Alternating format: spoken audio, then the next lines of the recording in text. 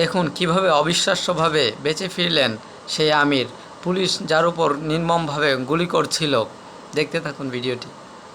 আমির হোসেন জীবন বাঁচাতে আমির আশ্রয় নেয় নির্মাণাধীন একটি ভবনে, যেখানে ঝুলন্ত অবস্থায় তার ওপর করা গুলির দৃশ্য ভাইরাল হয় সামাজিক যোগাযোগ মাধ্যমে।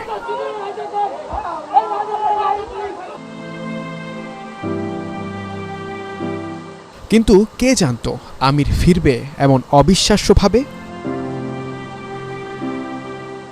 মেরাদিয়া বাজারে এখন সবাই চিনে আমিরের বাসা। আধাপাকা একটি ঘরে ফুপুকে নিয়ে থাকে সে। মা মারা গেছেন আগেই, আর বাবা থেকেও নেই। অসহায় এই পরিবারে আকাশ ভেঙে পড়া কষ্টের মুহূর্তে তবুও জিজ্ঞাসা, কি ঘটেছিল সেদিন? আমি কাজ থেকে আর কি হোটেল থেকে বাসায় ফিরতেছিলাম। বাসায় ফেরার পথে মানে গ্যাঞ্জামের মাঝখানে বইরা যায় আর কি। দুই সাইডে বিজিবির গাড়ি, পুলিশের গাড়ি আসতেছিল। সেই বয়ে আর কি বিল্ডিংয়ের ছাদের উপর উঠে আমি দৌড়ায়। তো আমার পিছনে পিছনে আবার পুলিশও ওঠে। পুলিশ যায় বলতেছে 4 তলা থেকে জাপ দিবার জন্য। আমি জাপ না দিয়ে ঝুলেছিলাম লড়ে ধরে আর কি। বললাম যে আমি এইসব কিছু না, আমি কাছ থেকে বাসায় ফিরতেছি এইসব আর বলতেছে। আর পুলিশ খালি বলতেছে জাপ দিবার জন্য, কিছু কথাই শুনতেছে না বা কিছু বলতেছে না, খালি জাপ দিবার জন্যই বলতেছে আর গুলি করতেছে আর কি। আমার এখন আর কি পরচা পায়খানা সব যা আছে আর কি এখানে হইতেছে। আমি বাইরে যেতে পারি না, হাঁটতে পারি না, পায়ের অবস্থা খুবই খারাপ। ডাক্তার বলছে আর কি শরীরে রক্ত নেই। হ্যাঁ, রক্ত কম আছে। আর 3 মাসের ওষুধ লিখে দিয়েছে, বলছে এডি খাইতে আর ফলফুরু খাইতে আর কি।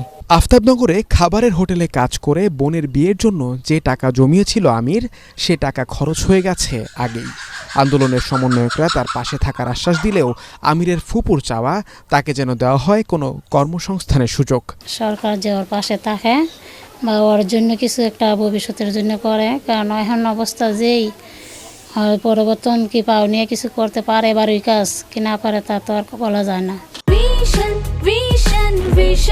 100% কপার কন্ডেন্সারে তৈরি ভিশন ফ্রিজ, তাই গুণে মানে অটুট থাকে বছরের পর বছর। এদিকে যে হাসপাতালের কল্যাণে আমির পেয়েছে নতুন জীবন, সে হাসপাতাল কর্তৃপক্ষ জানায় সেদিন আর কয়েক মিনিট দেরি হলে আর হয়তো তাকে বাঁচানোই সম্ভব হতো না। একটা মানুষের ব্লাড যদি অনেকক্ষণ যেতে থাকে, ব্লাড শূন্যতায় মানুষ মারাও যেতে পারে। তো সৌভাগ্যক্রমে আল্লাহ হয়তো তার হায়াত রেখেছেন। আমরা তথ্য পেয়ে আমরা তাকে রেস্কিউ করে আমরা এনেছিলাম। এটা আল্লাহর ইচ্ছা। স্পেসিফিকলি আসলে ওই দিন তো ছিল ছাত্রদের একটা আন্দোলন এবং সম্মুখ তাদের একটা আন্দোলনের মধ্যে একটা দুর্ঘটনা। তো এই দুর্ঘটনার মধ্যে আসলে আমাদের অর্থনৈতিক বিষয়টা আমরা মাথায় নিইনি। আমরা শুধু প্রাথমিক চিকিৎসা দিয়ে তাদেরকে কীভাবে সেভ করা যায় সেই বিষয়টাকে আমরা অগ্রাধিকার করে দিয়েছি। আমাদের এখানে মেডিসিন, সার্জারি বা ওটিতে যে কার্যক্রমগুলো হয়েছে সবগুলো আমরা বিনা মূল্যে সার্ভিস দিয়েছি। নিশ্চিত মৃত্যুর হাত থেকে ফেরা আমিরকে 3 মাস বিশ্রামে থাকতে বলেছেন তার চিকিৎসক।